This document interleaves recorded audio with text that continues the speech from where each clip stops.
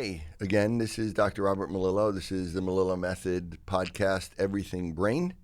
As always, joined with Dr. Peter Schreier, my friend, my colleague here. And this is something that, is a new venture for us, but it's exciting. I'm excited to be back. And actually, Matt, so this is Matt Wukash. Matt is the CEO and on the board of directors and founder of the Interactive Metronome Company. You are our first guest ever on our podcast. Honored. So years from now, in the archives, you will always have that distinction. So yes. Thank you for joining us. This one of the things that Peter and I are pretty passionate about is that there's so much information out there on the Instagram and on the Instagram. I sound old when I say that, right? The Instagram, on Instagram, on social media, on out there that TikTok people can pretty much say anything they want. And they may have no experience, have no idea what the hell they're talking about, but if they film it nice and they have a good voice and if they're dynamic, people listen. And in this world, especially now in the biohacking world, I think there's so many people out there that are just, out there saying stuff. And the majority of them, honestly, don't really know what they're talking about from a professional standpoint. As doctors with 20, 30 years of experience and working with thousands of patients and education and lecturing and doing research. And mostly what they're doing, really honestly, is they're kind of hawking products. And they're selling products because they're actually being sponsored by it. And, so they're making money off of it. And whether they actually use the product or really believe in the product, I think, some of them, maybe the higher level people do, but I think most of them probably don't. We're not going to do that, right? We're going to bring equipment and, people and technology that we actually know and use, and we know there's research, and we've used it for many years, and we really think that it has a benefit for people, especially if it can benefit them at home as well. So, one of the first things we thought of from the beginning was really interactive metronome, because it's a tool that I started using in 1998, I think, somewhere around there. You're going to talk about the story of the beginning of the company, and I know Peter's been using it really early on from the very beginning as he was starting to follow my work, because it was really foundational of what we do, and it still is in our centers, in our office, as part of the Melillo Method. I mean, the interactive metronome is one of the key pieces. And if people ask us, what's the first thing we should get, of all the equipment that's out there that you use, we usually say, interactive metronome, that's it. So, I think that we wanted to bring that to people and really hear your story, talk about the product, but also really talk about the science underneath it, because to me, it's the part of the brain that people don't know. They don't understand. They don't really understand the way the brain works, and they don't understand the importance of timing and synchronization in the brain, which is really everything. And that research really inspired me from the very beginning and really made me look for a tool that could actually train and change timing in the body and in the brain, and the relationship between motor development and movement and brain development. So, and I know, Peter and I both use this a lot, and we still use it every day with patients all around the world, right? Yeah, I'm using it constantly. Yeah. And with all different types of issues, small children, 80-year-old people. We use it at all different levels, from neurodevelopmental to neurodegeneration to brain injury, and it can even be used to just enhance people. Like if you're an athlete and you want to get better at what you do, it can be used that way. So Matt, welcome for being here with us. We thank you. It's really great having you here. I know coming up from Florida, coming to the big city on a super hot day. Feel at home. Yes, but so why don't you kind of give us a little of the story of how you founded Interactive Metronome, the company, and the technology and some of it underneath it. Yeah, so first of all, thanks for having me here. And it's an honor, I guess. I didn't realize I was this first guest. Because you kind of, in a sense, 20 years ago was our first guest, if you will. Mm-hmm. I remember coming to one of your first seminars you did in Connecticut, I believe. Right, yes. And I got to tell you, it's since then, we have like 45,000 clinicians that have gone through our certification process. I think we're in like 60 countries. And when we looked at, all of our files, if you will, that go up to the cloud, and then the estimation of how many hours people have used of the machine, we're like at 1 million people that have gone through our therapy. Wow. Over the last 20 plus years. Yeah, that's amazing. When did it all start? I mean, what was the year it started and how did it start? I think it started with an inventor, okay? And the inventor was a recording engineer in Detroit. James Castley was his name. He's a character. You know, Janis Joplin, he was like on some big album recordings, right? And I guess when you do recordings, I'm not an expert at this, but the band never plays together. So if a band is on stage, they will speed up and slow down together based on all sorts of cues. Mm-hmm. And when you're in a studio, it's a different animal. And so you have something called a click track. And everyone has to stay to this beat, this click track. And it made him crazy when people would get off that beat. And so what he thought, hey, if I have a box that listens to the person versus relative to the click track, a light will come on one side of the box and tell you if you're early, and a light will come on the other side of the box if you're late. And he built one of these things, and it didn't work. It was marginally effective. And then he said, well, what if I provide an auditory guide tone, if you will, so that when the musicians, the only person that can hear it is the musicians in the headphones, like these. And if you hit early, if you're hitting ahead of the click track, you'll hear a tone in your left ear. And if you hit a little bit late behind the click track, you'll hear another tone in the right ear. And when he did that, almost immediately, it changed people's behavior as musicians, okay, who already had really good timing to begin with. Right. Okay? So that was his thing. That was his invention, if you will. And I don't know the story 100% where it went next, other than one of my mentors, one of my good friends, his first son, who's my godson, was born without a leg. He was born neurologically really challenged and had a lot of problems. Fed through a tube almost for 2 years. The kid shouldn't have lived. And but Jimmy is his name. He's a fighter. And so at 7 years old, Jimmy was still crawling around on the floor and he was, by the way, it was a knee down, okay, prosthetic. And he couldn't use it. He couldn't walk with it. No chance. So this inventor somehow was a friend of the music therapist that would come once a week to Jimmy Eggleston's house, right? And so she brought the inventor, James Castley, in, and they brought the box. And they sat with Jimmy, and the first thing they did was get Jimmy to try to clap to a beat with his hands. And Jimmy had no conception of timing or How rhythm. old was he at that time? He was 7 years old yeah. at the time. Okay. So here he is, like, just trying to figure out how to, there's this reference beat that's going to come around every second, basically, and you have to plan, you have to anticipate, and then motor coordinate and get your hands to clap at the same time. Mm-hmm. And after several weeks of that, he started really getting it. He started understanding the beat. And then they had him in a seating position with his good leg, started to work on like dorsiflexion, rocking back and forth to a beat, that same beat. And I guess, in short order, they had him standing up with the prosthetic leg and then trying to do the same motion with his good leg with the prosthetic leg. Because, walking is a very rhythmic, a very symmetrical activity, right? Absolutely. So here he is. He's got the three-sided walker, got the prosthetic leg on. He's rocking back and forth. And I remember getting the call. I worked in aerospace. Okay, I have a engineering degree. I'm not a therapist. I'm an engineer. I got a master's in finance from Purdue. I was working for an aerospace company, and I get the call from his dad and said, "Matt, you cannot believe it. Jimmy is walking. I mean, he's not running or anything, but he's walking around, and he's in the last basically month and a half, 2 months, has made more gains from this crazy contraption than he has in his whole 7 years of life." So I'm like, wow. And then I get another call a week later. He said, because he was a big CEO for a big Fortune 50 company. And he says, I paid a guy, an attorney, to go see if there's any prior art on this. And there was no patents on this.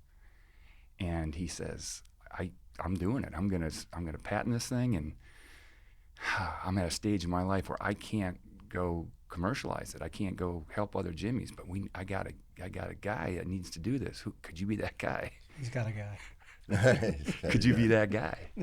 And I'm like, holy smokes, I've been with this company. I'm flying high. I mean, I'm moving up through this organization. I can see my future, kind of thing. Mm-hmm. And I was like, but maybe this is the move. You know, maybe it's time to take a risk and go help Jimmy's. Even financially, it doesn't work out. I'm going to help some Jimmy's, Sure. you know, some others. American dream. Start your own company in the United States, you know what I mean? Yeah. Be your own boss and make a difference in the world. Yeah. Yeah. So what year would this have been? This was 96, 97. Okay. Mm-hmm. So I quit my job. They couldn't believe it. But when I told them what the mission was, everybody was supportive. And then, thank God, my wife was making a lot of money at the time. So I worked for the first couple of years, no dough, no salary, no anything. And how old were you at the time? Don't ask. I don't know. Probably I was in my late 30s, early 40s kind of thing, right? Okay. So then, what do?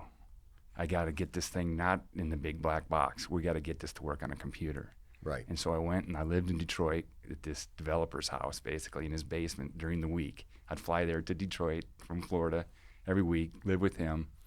And he was a cool guy. He was a good guy. But anyhow, we developed the first software version of Interactive Metronome, okay? The whole user interface, the whole everything, how it worked. And James Castle was still alive at the time, and he had a lot of input in that. And when we actually sold it to some clinicians, and they were using it, mostly kind of just word of mouth. It's actually kind of fuzzy to me how we actually got anyone to purchase this thing. The triggers were terrible. We made them in a garage, basically. And so what ultimately happened, though, there was two things going on simultaneously. We realized, like, depending on which computer you had, because we're talking like, Windows 95 kind of thing. This is the era we're talking about. So the early users, we had to even teach them how to create a file using DOS kind of thing, right? And I don't know how but I could tell when we got on one computer, it acted different than if you put it on the other computer. And so then we got on the oscilloscope. We started measuring this thing. And we're like, oh my gosh, this thing is so off. Like, the Windows environment couldn't even keep a steady beat. So sometimes it'd be 60 beats a minute, sometimes it'd be 54 beats a minute. It was all over the place. And then if you add your clap where you were early or late, it could be 25, 30 milliseconds off the beat. Mm-hmm. So we're like, man, as a measuring tool, this is, we're kind of basically playing horseshoes. We're not dialing this thing in, right? Yeah. So we really quickly understood we needed our own dedicated circuit of some sort, that we take it out of the computer environment. Yeah, I think it's a good time because people listening, they're hearing this, but now I think they need to have somebody explain to them actually what the interactive metronome does, how it works, and when you're talking about triggers and late and early. Yeah. I think Peter would be a great person to explain that. So why don't you explain to people like kind of the practical usage of the interactive metronome? Yeah, so as Matt said, I mean, they're hearing a steady beat, and usually that beat is at a rate of 54 reps per minute. So they got a headset on, and they're just hearing this cowbell sound.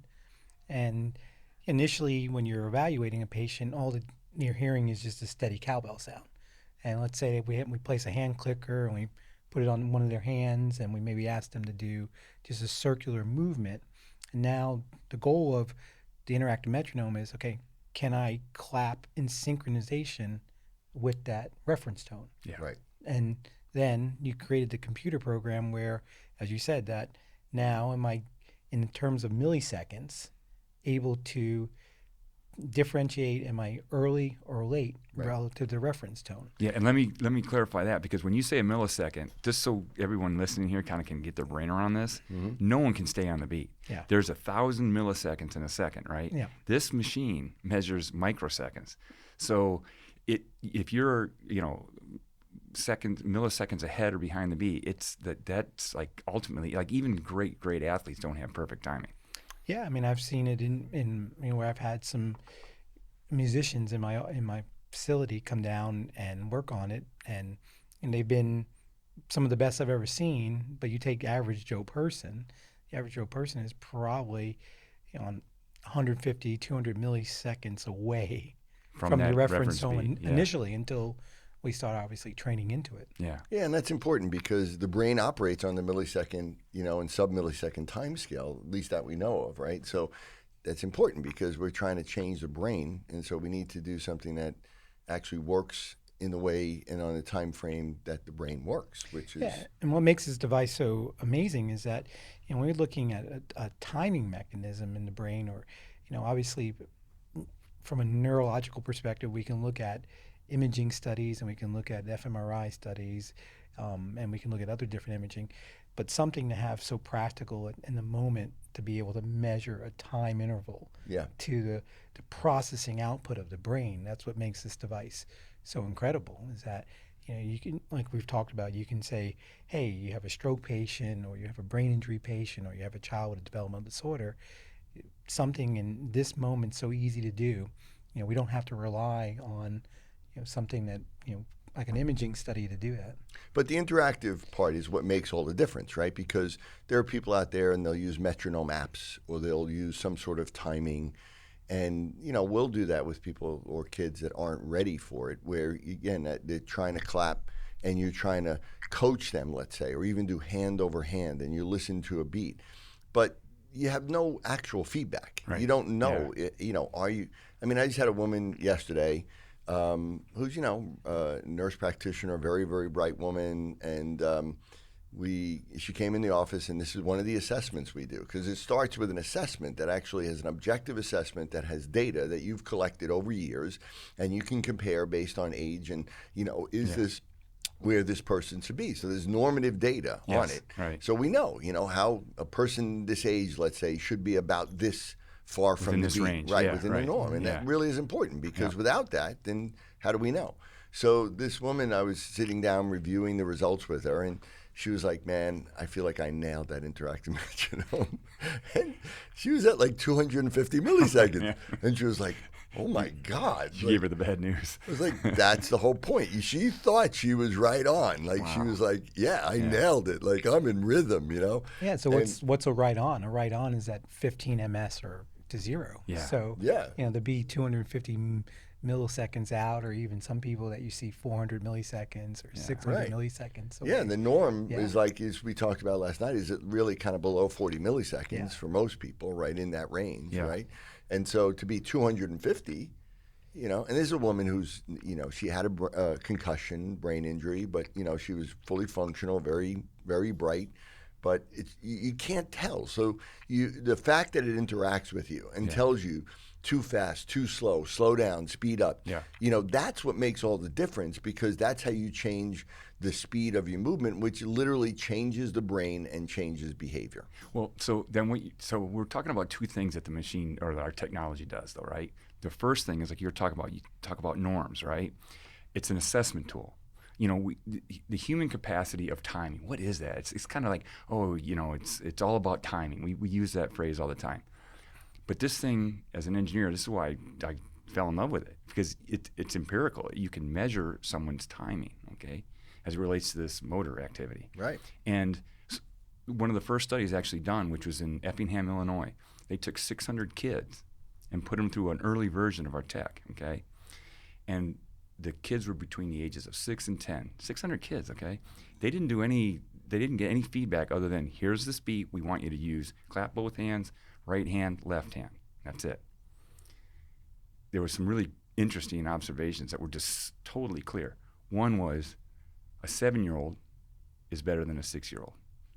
An 8-year-old is better than a 7-year-old. Yeah. All the way up to 10. They're getting better at There's whatever a this thing developmental is. trajectory to it. So, and that's really important. So then, but what does that mean? Okay, what does that mean? So then he looked at the California Achievement Test. They looked at their grades in school. They had these like rating scales that the teacher and the parents did. And those kids that you're talking about, these high scores, these kids that were outside the norm for their age, these were the wonky kids. These were the kids that weren't keeping up with their peers, academically, weirdly enough, socially, on the rating scales, I was really focused on that. And that's another thing that when I first got involved with interactive metronome in the discovery, through smart guys like doctors like yourself, was like, how in the world can this, a clapping machine not only makes someone more coordinated, because that's what you're watching this motor activity, but all of a sudden now you're talking about all these cognitive changes, and social is one of them. You know, working memory is like the thing we hit it out of the park with, and you can talk about working memory all day. But that's really important for reading and reading comprehension and things like that. And that's our secret sauce. We really hugely affect working memory. But so then the real question is then, if you can measure this capacity and you can identify outliers, if you improve this capacity, can you change them for the better? You know, so they can catch up. Right. And that's where you guys are. Yeah. You know, last night talking with you at dinner, I realized that, you know, you're kind of at a different level even of how you use our technology relative to, I would say, the wider audience of like speech therapists and occupational therapists and physical therapists. Yeah. Well, we talk about all the time. There are great tools out there, you know, all different types of tools. It's not about the tool, it's how you use it. And most people have no idea how to use a tool. You know, they'll take, let's say, laser or infrared or whatever and put it all over the head and think they're actually doing something when, you know, when you're talking about changing the brain, you might actually be making things worse. So that's the whole thing. We look at tools and we're like, okay, how do we actually use this? And that's actually my story from the beginning. Was I, you know, really had started my journey really because of my own son's diagnosis or labeling of ADHD or something like that, right?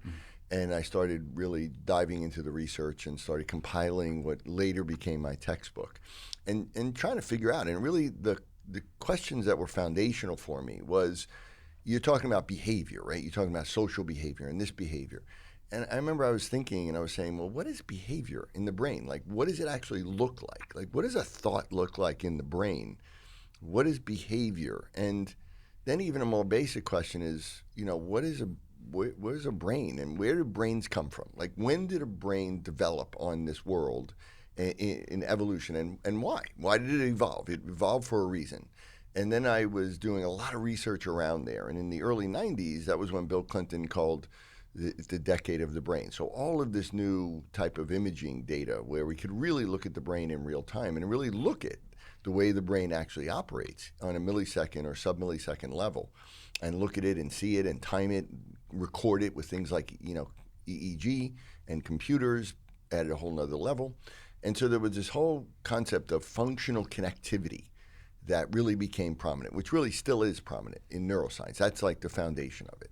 And it was all about, it's not about a lesion or an injury or damage between wires. It's about the way things communicate. And it really comes down to timing. And there was one researcher in particular, a guy named Rodolfo Linus, originally from Columbia, but was at NYU. And he was just, for me, like unbelievable. I mean, his stuff was just amazing. He eventually wrote a book called Eye of the Vortex, which is foundational. I told you about it last night. You have to read it. And he talked about, you know, evolution of the brain and that it was driven by movement, by motricity, by movement. The fact that a living thing moved and had to move with a purpose is what created the necessity for a brain. And so brains developed as a byproduct of movement. Because if you're a plant and you're in the ocean and you're not moving, you don't really need a brain. Right? But as soon as you start to move, there's a choice to be made. Do I move that way or this way? And so therefore, you have to actually have some sort of way of prediction of the outcome of the choice you make. So you have to make a choice, but then you have to, which really is the beginning of imagination. You have to literally get a sensory motor image, even at the most basic animal life form, and say, if I do this, is that going to be better than doing this? Because otherwise, it's not beneficial and it won't evolve. Natural selection will weed it out, right? If it's random. So there had to be some way, and that's the foundation of thinking. And that's the foundation of the brain and cognition and behavior. And right from the very beginning, you have a choice. Do I go towards, do I approach, or do I avoid? And so from the very beginning, that's the two foundations of any behavior and human behavior. Approach and avoidance. It's also the foundation of the two hemispheres of the brain. The left hemisphere is approach. The right hemisphere is avoid, is withdrawal. And that is the way they operate. That's the most basic foundational function, and it really starts with that movement and that motor activity. So I was looking at all of this, and this was going through my head, and I'm looking for tools, and I'm developing my method about how to work with kids and treat them. I'm getting really good results, and the hemispheric balancing thing, which really, to me, came down to timing between the hemispheres and networks in the brain. And I remember sitting in my office one day, like I said, I think it was around 1998, and I'm thinking, Jesus, if there was something that you could really measure timing and change timing, there's got to be a tool that can do that. And I remember my associate at the time was a guy named Dr. Mike Trayford, still a good friend of ours. He's a great guy. He's a doctor down in North Carolina. And he was younger than me. He was a young guy, and I wasn't really great with computers back then. And he went on something called the internet, which I didn't really know much about at the time. Interweb. He went on the line, right? And he came back and he said, hey, there's this thing called the interactive metronome, and it's exactly what you're talking about. And I said, get out of here. And I looked at it, I went, whoa. And I got the number, I called it right away. And I remember, I don't know if I talked to you or I talked to somebody, and I said, I want to get this. And I said, tell me how it works. And I said, I want to buy this. Yeah. And I think someone on the other line said, why? I think probably me. And I said, well, because, timing. It's the way, I work with kids and developmental issues and brain. And I said, this is really, I think, really foundational. And he said, well, we don't really exactly know why it works. And I said, I know why it works. And he said, really? I said, yeah, I do. I think I have an idea of how it works and how you're changing timing and what that relates to and how it changes behavior. And he said, really? Can I hear more about it? And then eventually, that's when you said, can we come to one of your lectures and listen to what you do? That sounds, it's like you're recreating our first conversation that I don't recall, but it had to be me, because that's how I approached I was like, I don't know. We don't know what's going on. And I was like, and you were like, well, I want to hear from you. Like, tell me how it works, And then you came to the lecture I did in Connecticut, which is the first time I did my course, which we're going to be doing tomorrow. So we've been doing that, since then. And, I remember you sat there and you said to me, wow, I had no idea. Nobody is talking about this like this quite, and that, was kind of the beginning of in your journey and my journey. And then it's been great because you've been really supportive. You've helped us with research. We've done some research that involved, interactive metronome. And so it's been a great relationship over the years, and you've really evolved it. And really the, what they do now, like the tools, the computer gamification of it and everything is beautiful. As you're sitting here listening, the serendipitous of the fact that he, in the mid-90s, he's doing this, he's got this tool, and then it's coinciding with the decade of the brain. And at that point, the movement in the neuroscience community was really looking at an area of the brain called the cerebellum. And so here you are, got this tool that requires the cerebellum to activate these different regions of the brain, and we can watch in real time how this particular area of the brain is working in concert with other regions of the brain, hence why you're talking about, we get these children to improve their timing and their executive functions go up, or we see changes in their behavior, or we see development in their social pragmatic skills. And so that was really, in the mid-90s, there was just a huge explosion, and at the time in that research was this concept of motor cognitive binding, that cognition sits on top of the functional timing of the motor system. And if there was these breaks in this timing that we could obviously clearly see on the metronome when you're asking a person to do some type of synchronized movement and they're way off this beat, okay, and their auditory system can't modulate and say, okay, hey, come back on beat. And so, it was just, and you're sitting here and you're going, okay, this is like a perfect tool that you stumble upon. It's stumbling. Totally stumbling upon, right? And then at the same time, the literature is going that way. That's crazy, right? And now, looking back on this 25 plus years, again, this is why this is probably the best tool out there. 20 years, but I'm still learning. Like even last night at dinner, I had to process. No, you said it a different way today. Again, I'm thinking about the seaweed. It doesn't need a brain, right? It goes with the flow. Yep. Interactive metronome.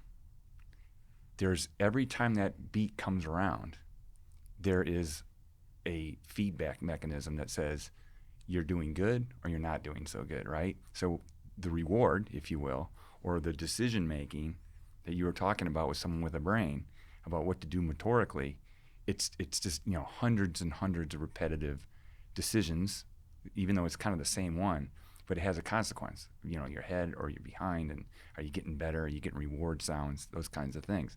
And that completely follows that model. Sure, it's multi-sensory. You're engaging multiple parts of the brain because it's visual, it's auditory, it's movement, it's tactile, and there's feedback. And so you can modify your behavior. You can modify it.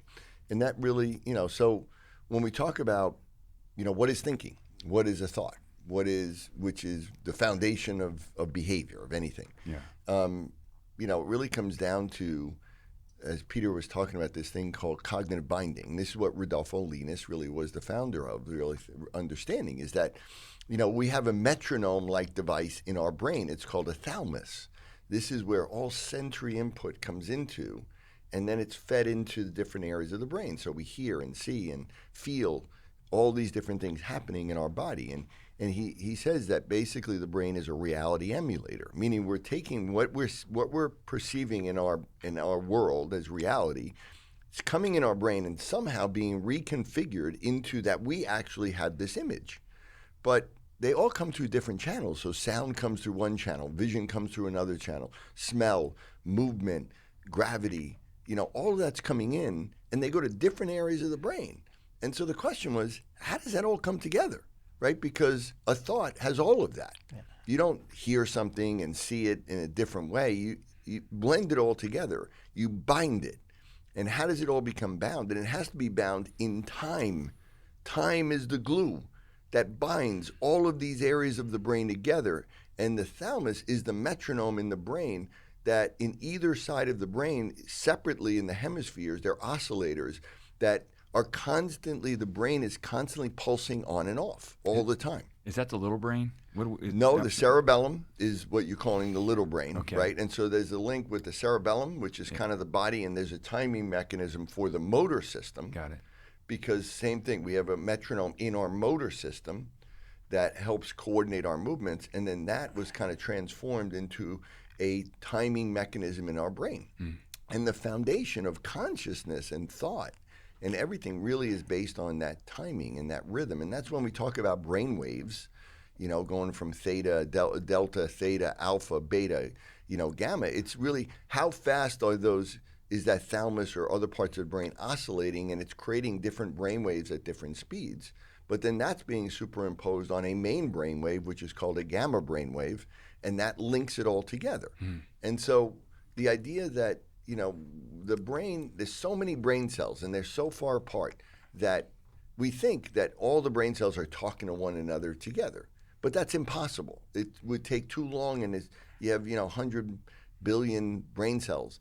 The way that they actually communicate, so if I have sound and vision and light and tactile and different things happening on one side of the brain, and then I have a different thing kind of happening in this side of the brain and it's being processed differently, how do I get that all together?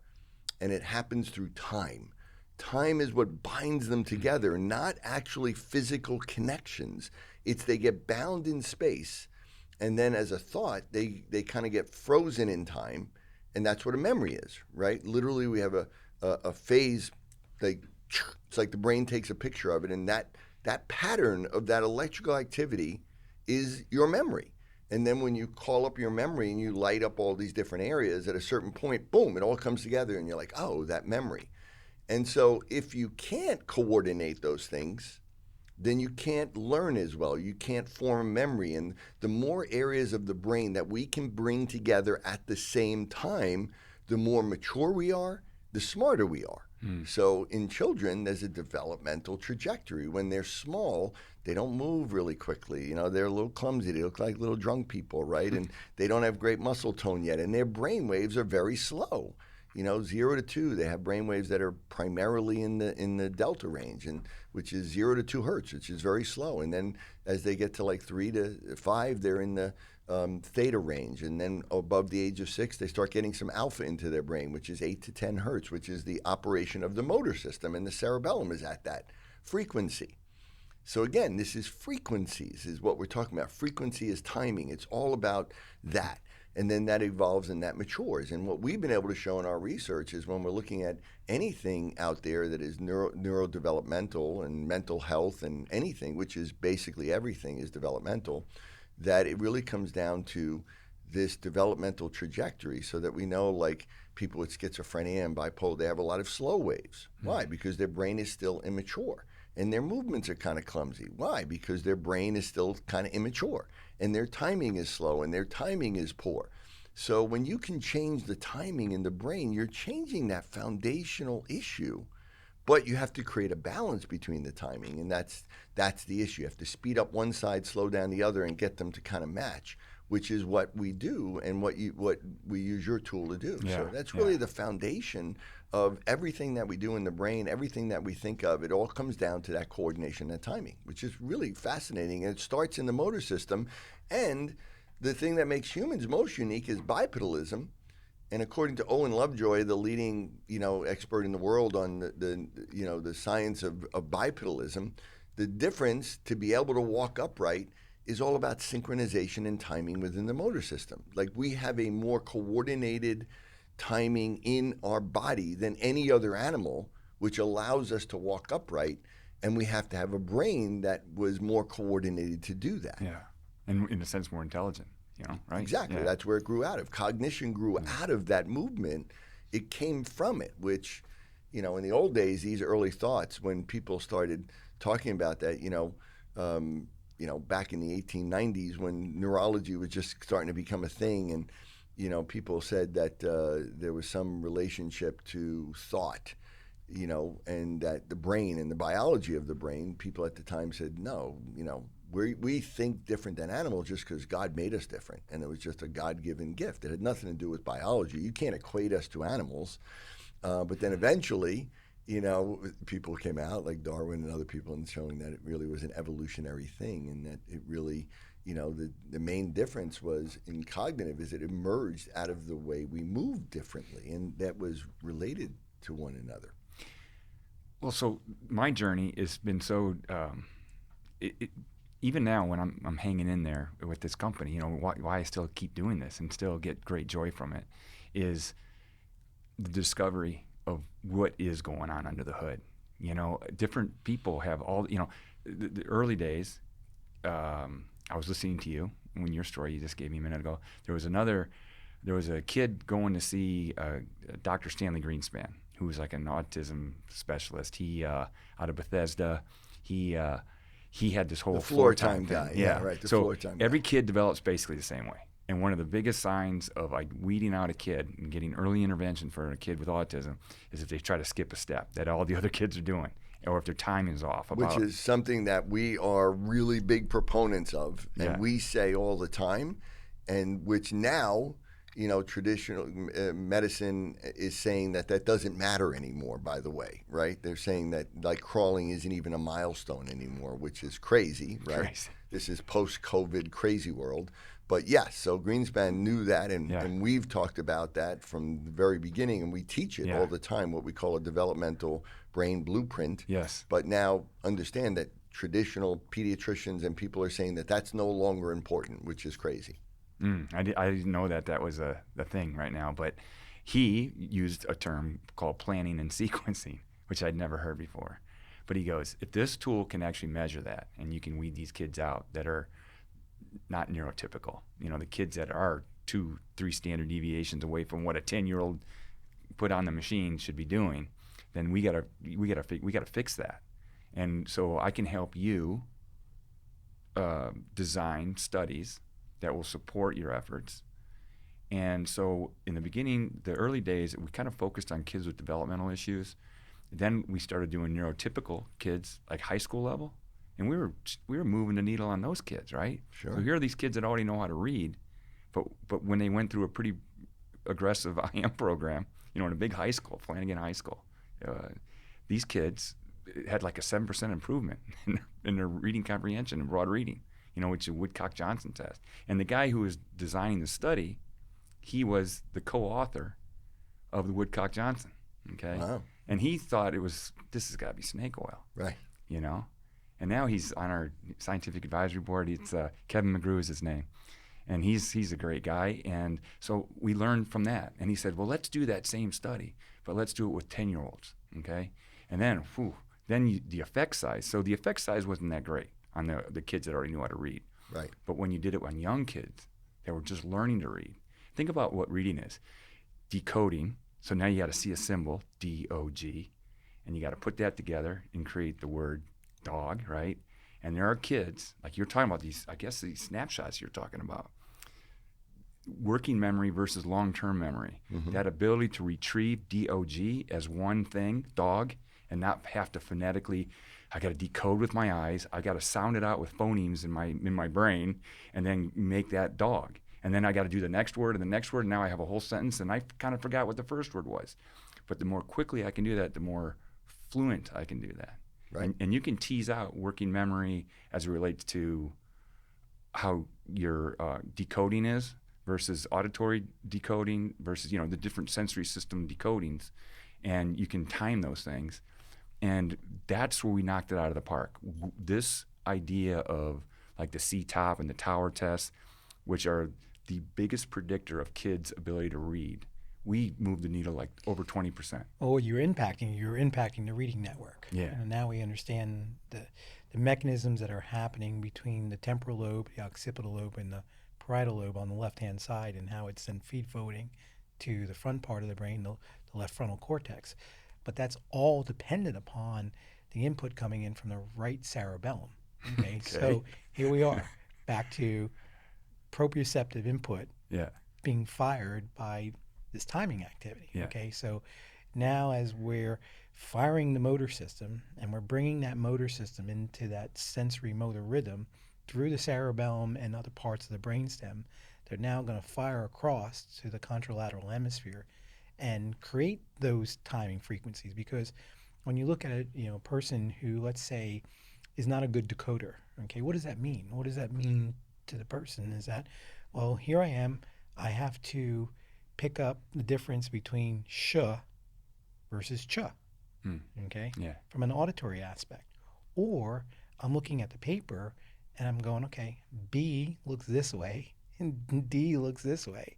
Okay, how fast does my visual system recognize those differences in the letters? Okay, that's exactly so now right. I have to recognize the difference in the letter, also recognize the difference in the pronunciation, the sound, or the phenome. Okay, but that's all coming through the timing speed of the cerebellum communicating to the reading network.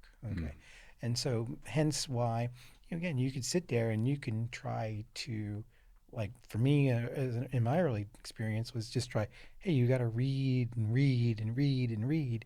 Imagine if I had a metronome activity when I was struggling with my learning disability, how fast I would have been able to change that computational speed of my brain. Yeah, it's like non-specific. It doesn't. The domain is non-specific, I guess is what I'm trying to say, right? Because you're not really working on reading.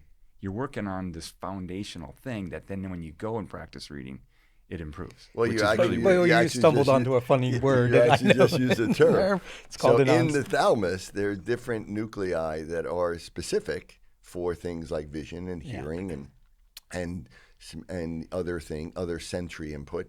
But then there's the non-specific nuclei. Yeah. And so what happens is the non-specific nuclei creates the timing of the brain. And then these other things go through their specific channels, and then those specific areas come to threshold, but then they're bound together by the non-specific, and that makes the whole thing, right? And so, as you're saying, like if you see a symbol, right, that's one channel, and that's traveling at a certain speed, and then you're hearing sound, and that has to travel at a certain speed, and somehow the brain needs to be able to bring that together so the sound and the letter are actually at the same time. Because if you have the wrong sound with the wrong letter, you can't read. And so, again, and this is all what we call bottom up, right? Yeah. So it comes from the body, from the movement, from the sensory system up to the brain. Reading is what's called a top-down type of thing. So to change these bottom-up problems, you can't use top-down methods. Right. So getting a kid to read that's dyslexic, That's huge. you can't change that through more reading. Right. right? And so one of the things that, again, the big misconception out there is people are told, well, dyslexia is a lifelong problem that you can't change. That's BS. We've changed it tens of thousands of times because we know what the foundational problem is. It's not a cognitive problem. It really starts with their timing, their rhythm, their motor system. And again, and I can tell you that is one of the biggest tools that I tell parents. I said, when we change this timing, you're going to see the change in academics you're going to have a completely different child, completely different kid. And even with people, I remember when, because as a practitioner, I had to go through the training, right? We all had to do that. And I remember it's like, I don't know, 50,000 reps you're doing or something, right? Yeah, you do a lot, yeah. It's 50,000 reps. How many people do 50,000 reps of anything, right? Yeah. And I remember as I was doing it, I was always pretty sharp, but I remember I was like, I felt it. Like it was one of the few things, like I felt like my brain was operating at a whole different speed level. Yeah. Like there was no hesitation in like, what's that word? Or it was like instantaneous. And I felt it. I felt it in myself as I went through it. So tell me this, because then, let's look at the full spectrum, right? So as a company, and we can talk about business and why we are where we are today, because we have a certain product form. It's built to be delivered by a therapist, and it works primarily on people with problems, right? But we do know there's a lot of literature and a lot of research using our technology that says it makes people that are good at sports and things like that better, right? Even better. Yeah. We have golf study. We have multiple golf studies. We have people in soccer. These European studies are out there. We don't have a product form for that yet because it needs to be like consumed like a consumer product. And but it doesn't mean it doesn't have impact. And I think that's probably worth even just out of curiosity to talk about this on the podcast. Like, explain to me why. Okay, real quickly, the golf study showed that when golfers went through IM training, their golf shot accuracy improved. Statistically, there was no doubt, right? This is out of Michigan. I forget which Michigan college it was, but anyhow, but what they also observed was the better golfer actually got a greater improvement. Now, why was that? And they theorized that the person that had the more consistent golf swing to begin with, the fundamentals were good. What they really were lacking is this consistency, this ability to replicate their best game over and over and over. But how does that now relate to what we're talking about here with people with problems? Well, you look at the brain, as Dr. Melillo alluded to. So you even with it, like a memory creates this timing effect. Okay, so as you're doing a physical activity, you're also creating these sensory maps that exist in the parietal lobe and also exist in the cerebellum. And so what you're doing is you're already taking this map that's already been laid down. Now imagine if I can create this better timing mechanism that happens all the time. That, hey, it's like when we both played sports and you're sitting there and you're finally like got this swing and you've worked on your baseball swing and like I got it. Right, but how do I reproduce it all? So I think it comes back down to, do you change that integration rate in the cerebellum that says, hey, you already got this plan, and it's there, we know it's there, but now I'm going to make it just more precise that it's happening. That plan is coming online all the time in a very consistent way. Yeah. And anybody who's played golf knows it's all about timing, right? Yeah. And it's not about power. I remember years ago, many years ago, I dated a young woman who was one of the top golfers in the country. And she was, maybe 5'6", like 105 pounds. And, I'd go out, I'm 6 feet of, 190 pounds. And we'd go out and we'd play, and I would be trying to kill the ball and would go maybe, 200 yards. And she would like easy, slow, like, no effort, and she would hit it like 250. Straight and further. And I'd be like, how does that happen? And so everybody knows that it's really all about that precision of timing. It's how you coordinate different parts of your body. So just like we said, we coordinate different parts of our brain to come together at the exact same moment of time. On, again, the millisecond, hundreds of millisecond time scale. When we can make parts of our body come together, exactly as close as it possible, we harness that energy and that speed, and you get so much more out of it. And that's where the accuracy comes in. Because what would cause inaccuracy? If I think my body's one place, but it's actually another. Or if I think one part of my body is going at certain speed and the other part of my body's going at a different speed, then where my club is going to be is not where I think it's going to be. And that goes down, like Peter's talking about, these maps we have in our brain, particularly in the right side of our brain. We have to know really precisely where our body is. And so the more that we can coordinate that, the more we can rally these all together and do it and reproduce it exactly as we've imaged it in our brain, is when we're going to have more power, length, and accuracy. And back to that millisecond component that he's talking about is like the same thing as referring back to the dyslexics. Okay, so the dyslexic takes that sh or ch sound, and they're hearing it at 300 millisecond intervals or 400 millisecond intervals, when in fact that interval should be somewhere under 100 milliseconds. So here we are with the interactive metronome, able to quantify that, okay?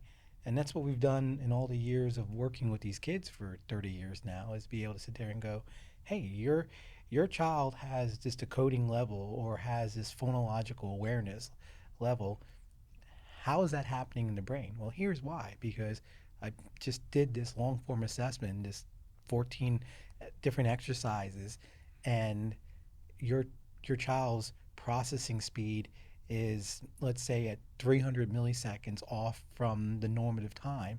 And then comparatively, then we can get this relationship of, hey, what's happening with the right side of the body, comparing it to the left hemisphere, or the left hemisphere's control of the right side of the body, and vice versa. And now we can see that asymmetry and difference, which again for us was a huge breakthrough in how we're going to rehab these kids. That kind of summarizes what's unique about our work, my work, what we started, and the whole point of the Melillo Method was that it's not just about timing in the brain and speeding it up.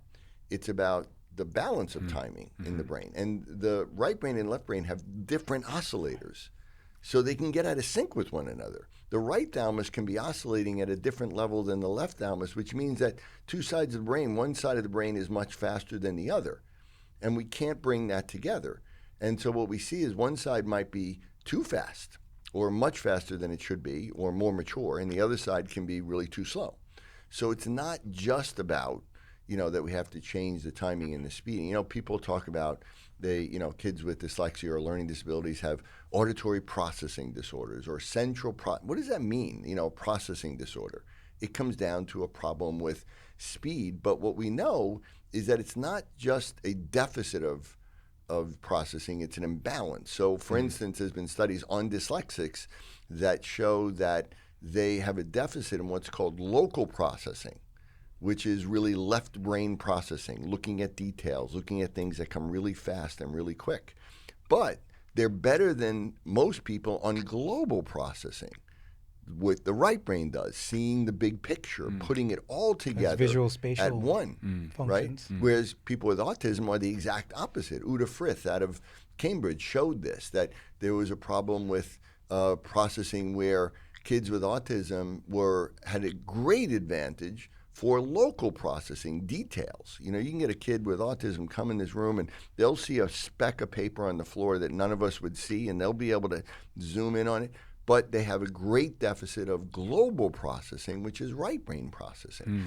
And so it's not just about, bringing it up so that they have a deficit on one side but an advantage on the other. And that's the problem.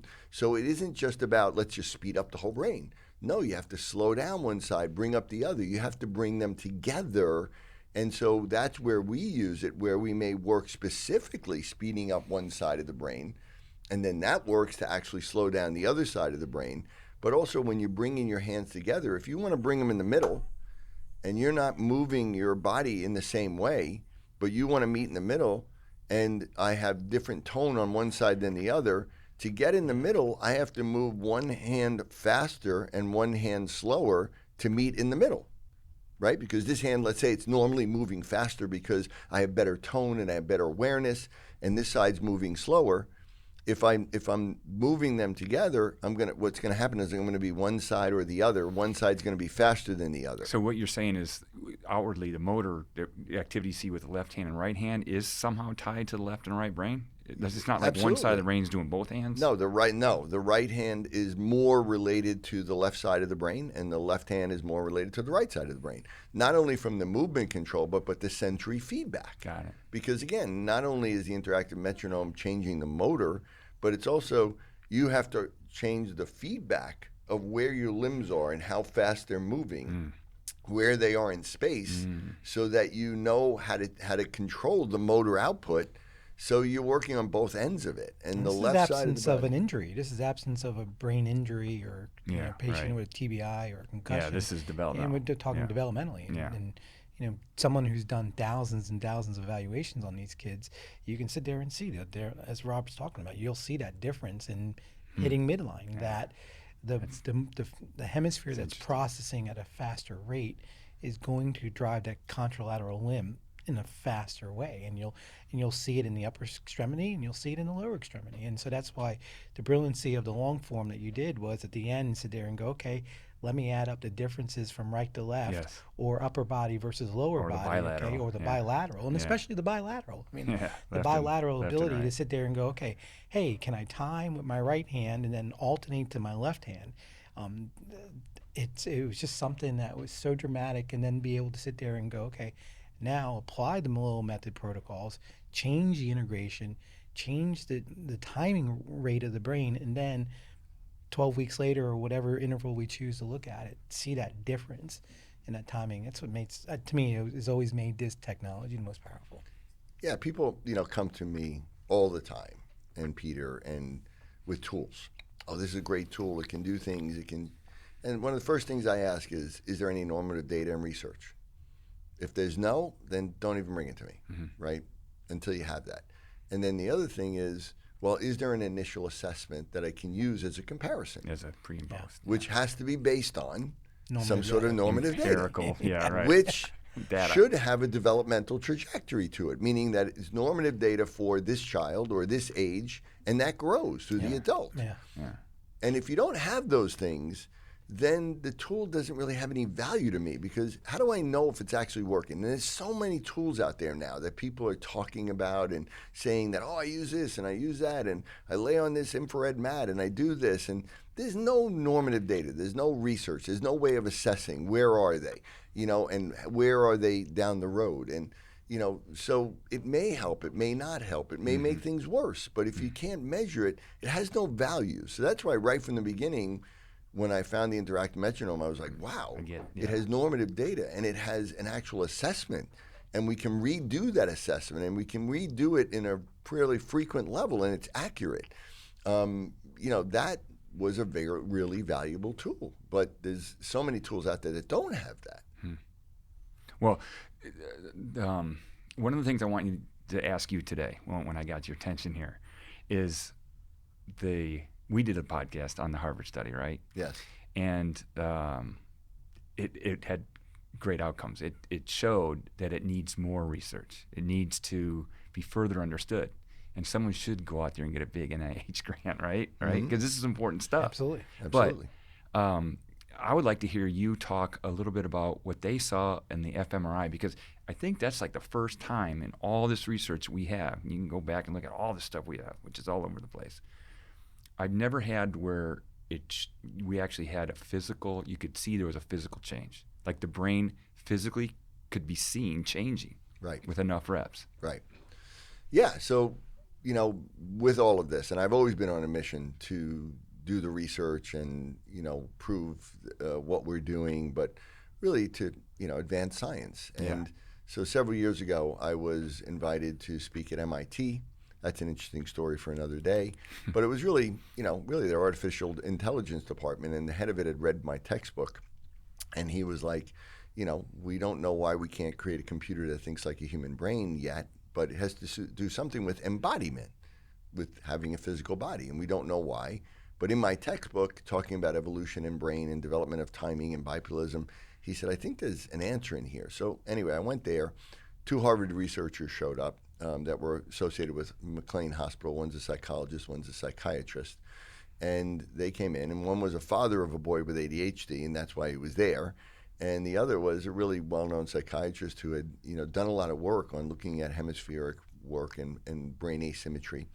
And they invited me to come and speak at their lab, which was at McLean Hospital, which is the #1 mental institution in the United States, and a lab that had been there for almost 30 years, I believe, headed up by an incredible researcher named Marty Teicher. And the lab was the developmental biopsychiatry lab. And so they invited me to come up and present my work and my research. They thought it was really cool and that they should hear it because they had agreed with a lot of that and they had done even some of this research. And so I called Peter up and I said, hey, you got to join me for this. And then my research partner, Jerry Leisman, came with me, and we went in there and we had a day and we sat and we really talked and presented everything. And they really resonated with it. They were like, wow, because they said, we've actually done a lot of this research. We know this stuff. And what you're talking about, like hemispheric balancing and timing, and we're right with you. Like, you're absolutely right. But what we've never seen is anybody that came up with a solution of how to change it. And what you've just told us is the first thing in 30 years that makes sense, because basically we know that medication works for symptoms, but it doesn't change timing in the brain. It doesn't do that, right? Nothing else does. Nothing else works. Nothing else changes that we've looked at. So any type of treatment that we've looked at, it doesn't really change the core problem. But what you're talking about makes sense. So we want to study this. We want to do an independent study.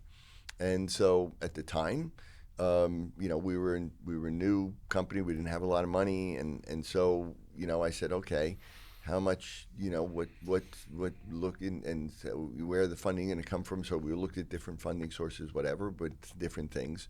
But also just, I thought, and one of the researchers, Leslie Weiser, he said, I really like that interactive metronome tool, because he had started now doing my program with his son. Mm-hmm.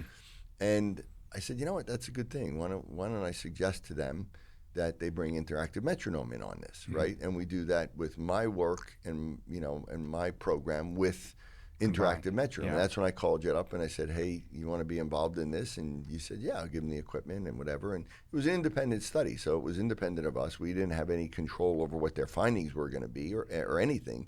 We just aided them in how to do my method and how to do, your program, ours. And we trained them on that and gave them tools to do that. Peter and I created a video for home usage for the subjects, and they did this study, which was essentially a 15-week study, and they were looking at primarily boys that were at a certain age, and they had half of them were medicated, half of them were not medicated, and they all had a diagnosis of ADHD, true ADHD, which we'll go on and talk about what that means at another point. A lot of people use the term ADHD, but they don't know what it is actually neurologically in the brain.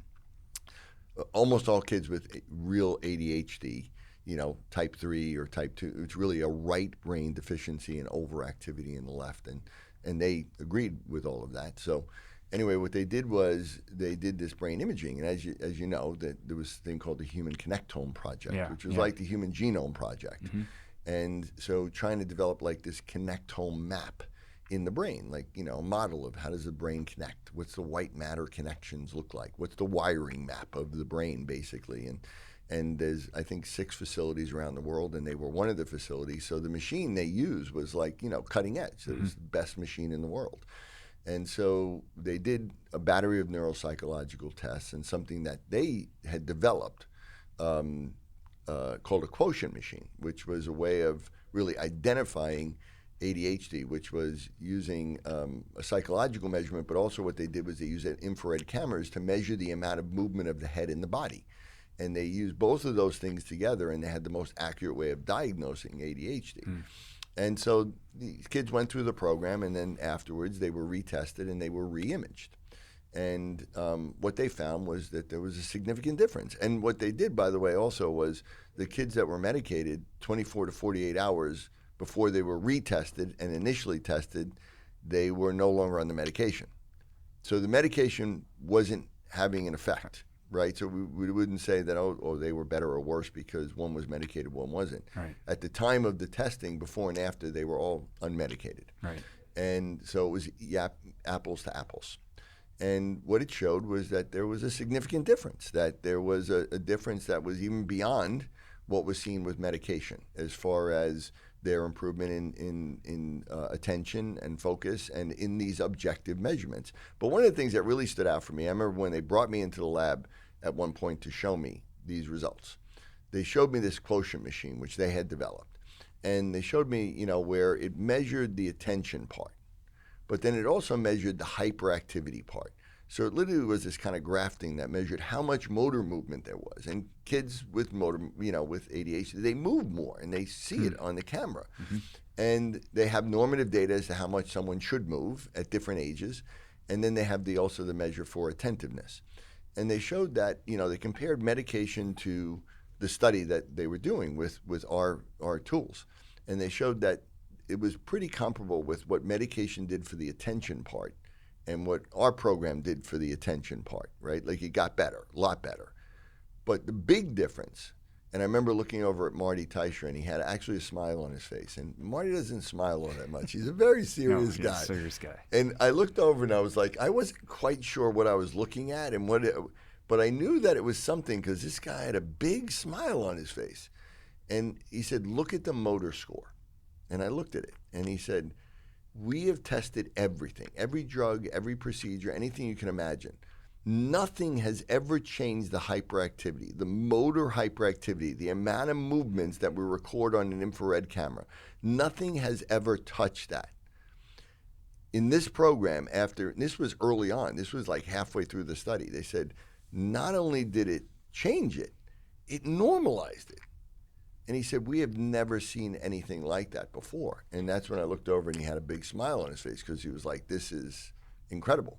So, it was a really substantial thing. I mean, you're talking about, major players and doing that study independently. Yeah. And what about the physical changes, the network changes that they saw in the imaging? Can you speak to that? Yeah, so they saw that there were physical changes in essentially the coordination or the functional connectivity of the brain.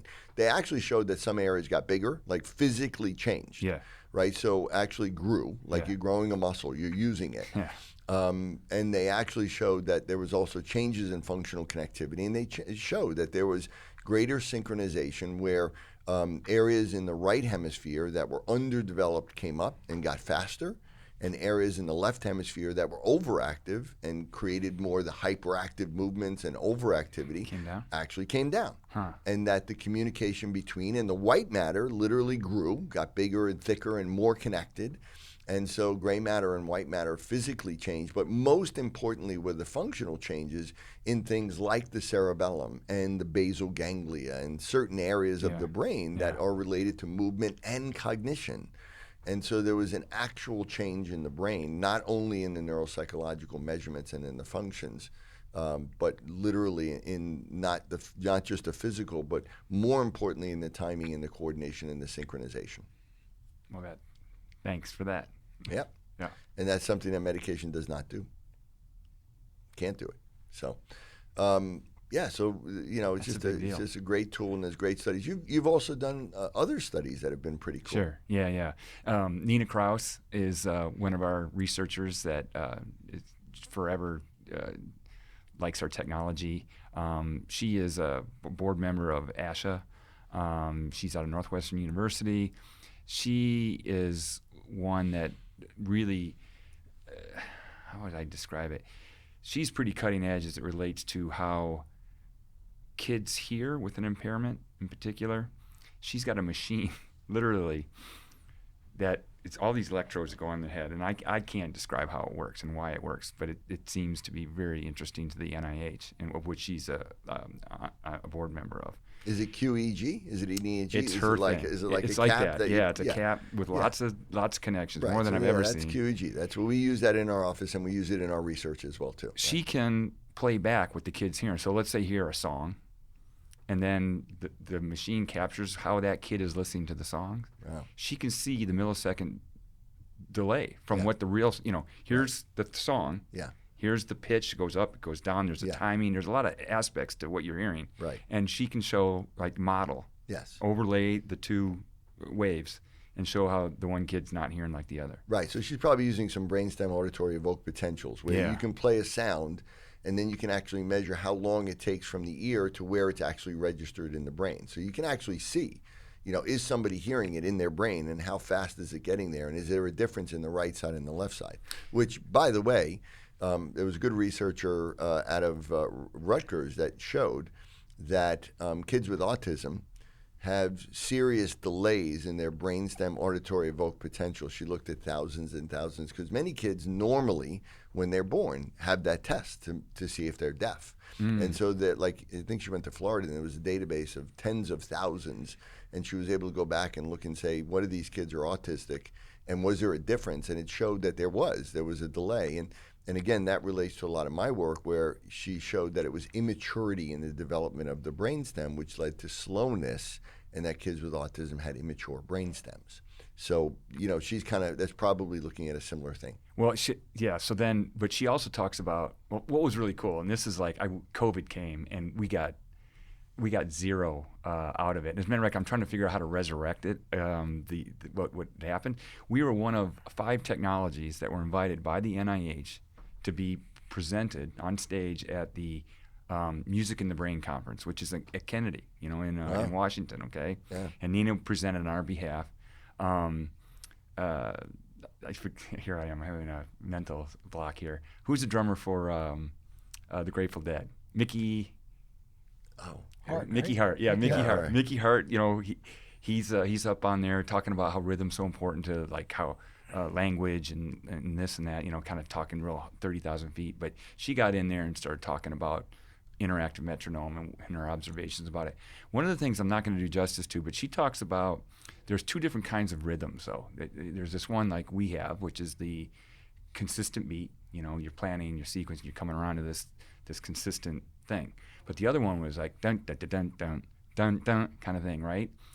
Those are 2 kind of different intelligence systems that are doing those things, right? But they both have to do with timing. Those are 2 areas of the thalamus. Yeah, right. Right. So that's what we were talking about. We have an area that there's timing in the individual networks that are, related to the specific parts of the thalamus, and then there's these other waves that are non-specific, and they need to be able to come together at the right time to coordinate it all together. So, well, she'll tell you again. This is that domain non-specific, that when you do interactive metronome, which is the one thing, it affects both things. It affects both rhythm patterns, or both rhythm skills. Yeah, because the main thing that will change that is movement. Yeah. And changing sensory movement, what Peter relayed to before, is something called proprioception, and so through the cerebellum. So movement changes both of those things, and different parts of that movement as well. So so there's great tools that come in from that. So So to be able to piggyback on that, to be able to expand the study and be able to really look at the impact of the interactive metronome on the cerebellum, because we know that more than ever, the cerebellum has all these very distinct features that are basically the baseline of all these different networks, and that's where the new phase of brain research is understanding the major networks of the brain. And now we can see through various imaging studies, okay, well, the cerebellum will fire in a certain sequence to activate this particular network or that particular network. So that would be cool, is be able to do an expanded study and with a larger amount of participants and looking at different maybe disorders. And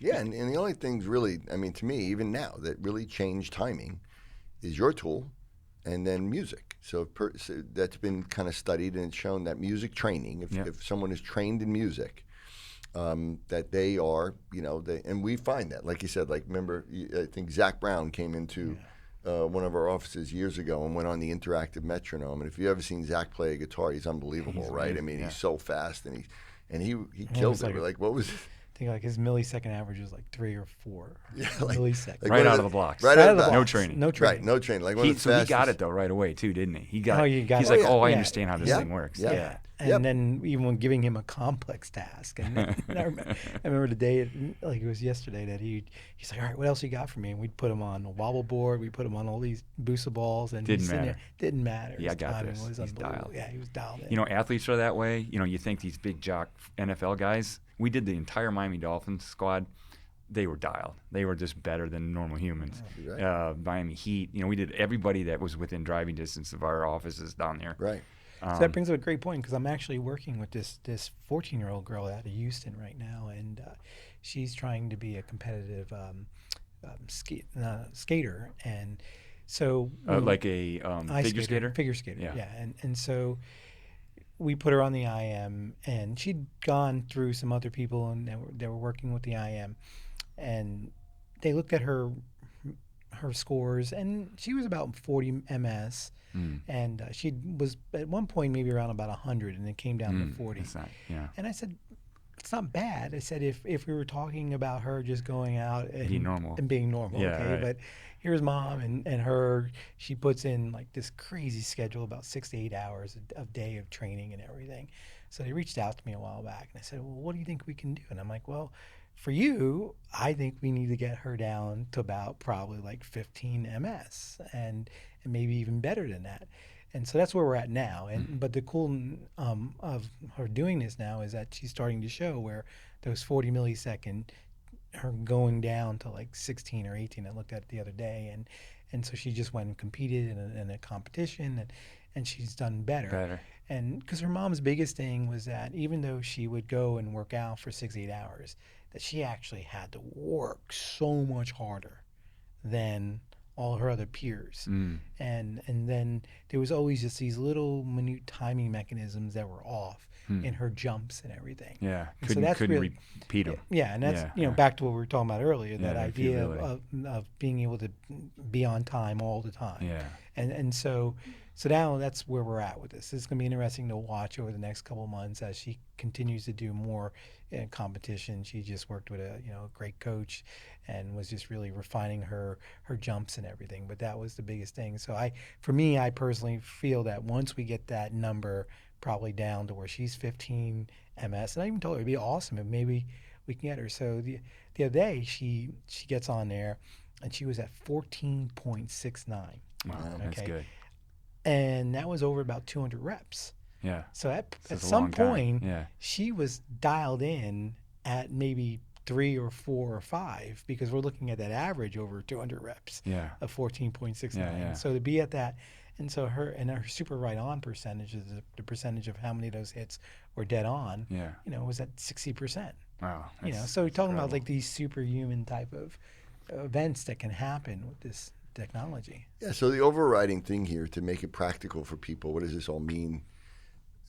Purpose of our podcast here is we're really talking about the brain and health, and really from practical standpoint, that almost anything that is out there now, whether it's immune problems that we talk about, or whether it's mental health or learning disabilities or physical problems, breakdown of your body, really comes down to the brain. The brain is the foundation of your health, of all health, and your relationships, everything.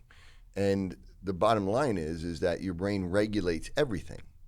And what is the key feature of the brain is the timing of the brain, the synchronization and the balance of that timing, especially between networks, especially between the right and left brain. And depending on where areas of the brain are maybe overactive or too fast, and areas that are too slow or underactive or immature or underdeveloped, that balance, depending on what areas of the brain are impacted, is what produces any symptoms that you see. There's a famous guy named Tim Brown that in Ian McGilchrist's book that says that nothing in human psychology or psychiatry makes sense unless you look at it in terms of or light of brain asymmetry, meaning you look at that. But the key to that balance is the timing. So for anybody, for any issue, and the great thing about the interactive metronome is we have people of all different physical levels. We have people in wheelchairs. We have kids that are very, very small that sit on their parents' lap and do it. We have, I saw it in your clinic yesterday. Yeah, you saw it yesterday. Yeah, we had a Parkinson's patient. We had a patient with dementia, and we had a young, small 4-year-old child with, right? So we have all of that. They can use it. It's not something like you have to worry about an injury, that you're going to injure yourself, or that you're going to break a sweat per se, or that it's dangerous in any way. Yeah. And it's not, none of that. But yet it's the single, one of the most important things you can do for your brain. And so that's why it's important to people, because this idea of doing this and being able to work on these things, and that's why things like Tai Chi work, it's all the same type of thing. So, that kind of brings this all together. But what we want to kind of end with is you've also been a pretty successful businessman. You told us a little bit about how you changed your career and you went into this and you developed a company from the beginning, from the ground up, and you've done that and you've done it. I've always thought you were one of the nicest guys I've ever met in business. You're ethical. You've done a lot of things that most people can't do, and success isn't always measured by the amount of sales or anything like that. Yeah. So what would you say for anybody out there that maybe is a young person that's an entrepreneur that's thinking about, doing what you did, in your 30s, or being part of a business or starting a business? What would you say is your overriding philosophy? What have you learned? What advice would you give to somebody about that? If it's your passionate path, which for me it was helping the Jimmy Egglestons of the world, follow that for sure. Okay, because whether it's financially successful or not, you're going to be all in. You're going to be passionate about it, right? But the other thing I think, so remember, this company started late 90s, early 2000s, basically. It was .com. Remember how crazy .com was? Oh, yeah? You could raise money on an idea. Right. And that's basically what we did. We didn't even have 100% of product done yet. We didn't have any customers really yet, revenue, but yet people bet on this thing because they were betting on all sorts of crazy things, right? And the company raised a ton of money because the story's great. And so the company really was two different parts in the beginning. I focused pretty much on the Jimmy Egglestons, okay, and people that had a lot of pain in their life that were really motivated to try new things and adopt, okay, when it wasn't 100% validated by science yet, or we had a couple studies, but it wasn't like we are today. But then there was other part that was very aspiring part of our company, the guys that were really into sports, where we saw, again, the research was about the same. And, we had Vijay Singh using it and literally in an article in the, whatever it was, PGA magazine. And we had all these sports teams. We were on, the entire Notre Dame football team used it for a season. Ah.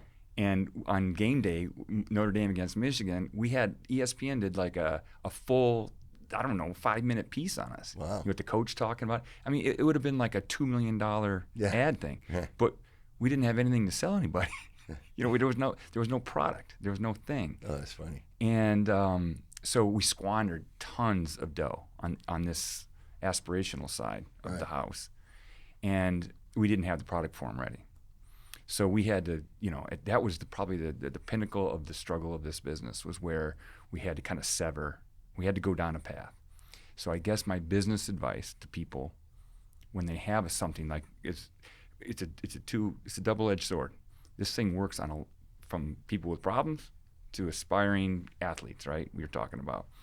But you kind of got to pick your battles, especially when pick your lane. Resources are limited. Go prove you can do it and stick to it. And I made bad decisions. I've made a lot of decisions like build it, they will come kind of things. Mm-hmm. Like I built that I Am Home, which you now use, probably 5 or 6, 7 years before it was time. Clinicians only know really how to charge for their services when someone walks through their door, okay? But I made a device that the clinician, an I Am Home version of this thing where the clinician can create a workout based on what they observe in the clinic. It can go home with the kid. Mom or someone, a caregiver, has to do it at home with the person, but the clinician is connected through a cloud system, right? And can see, is there compliance? Is the kid doing his reps? Are they improving? Maybe I need to modify. And now maybe I should contact, rather than schlepping 2 or 3 times a week to a clinic, the mom can get a call. And at the time, Zoom didn't exist. Yeah. There's a lot of things that weren't in place yet. Yeah. But it's now, post-COVID, that's coming. Now it's happening. Now everything's everybody wants everything virtual now. Yeah, everything. right. So that day is coming, But again, that's the other thing I was just going to say is like, you can be you can be a visionary and you'll build this great mousetrap, and yet people might not come. Right. Yeah. Right. So.